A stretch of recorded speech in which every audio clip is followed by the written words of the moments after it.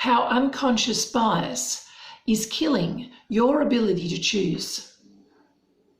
There's an old Chinese proverb that says, "A fish is the last one to know what water is." A fish swims and breathes in water. While water is essential for its life, the fish is oblivious to this fact, taking its environment for granted. But more than this, the water shapes a fish's entire life. Unconscious bias operates in a similar manner.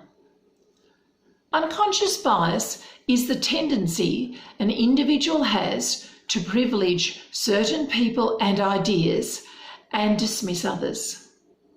Bias unconsciously shapes our lives and decision-making in three ways.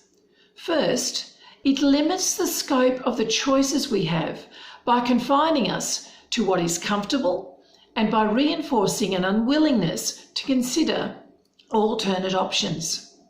Second, it hampers the clarity we need for making decisions by clouding our thinking and introducing irrelevant constraints. And third, unconscious bias undermines the values we hold dear as it works against our conscious belief systems and privileges compromise. Unconscious bias limits our scope or range of choices by confining us to what is comfortable. Choices are so much easier to make when we stay within the boundaries of what is familiar.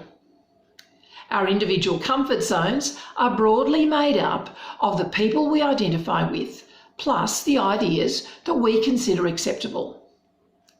The people we associate with and the ideas we align with are in turn largely determined by biases which are formed unconsciously and to which we pay little, if no attention, until someone or a life event challenges them. Because challenges ask us to step outside these parameters and become uncomfortable, we are less willing to consider options that are new or different. In this way, our choices are narrowed back down to what is known and secure.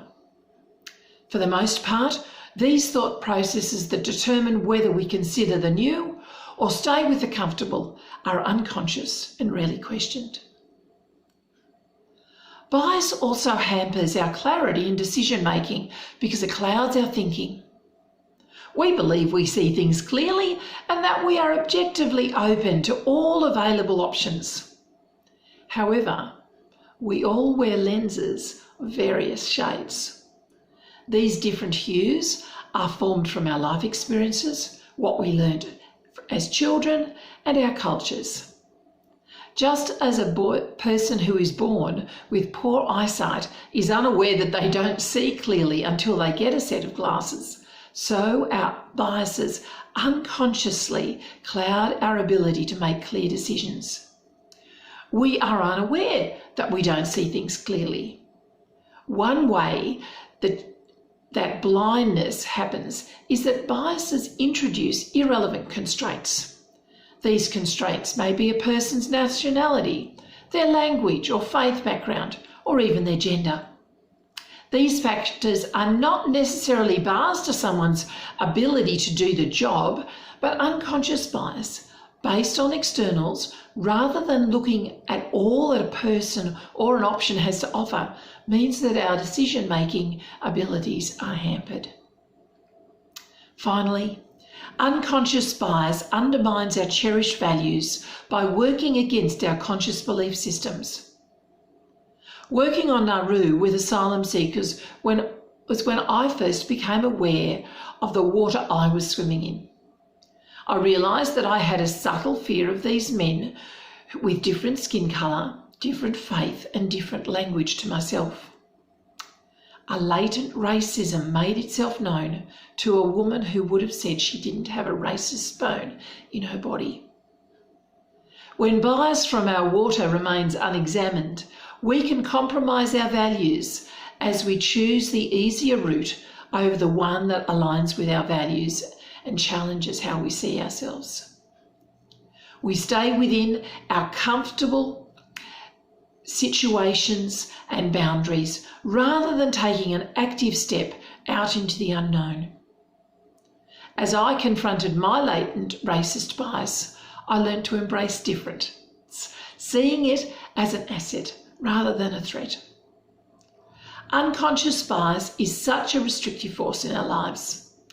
As it limits our scope of choices, it hampers the clarity with which we make decisions and undermines the values that we hold dear.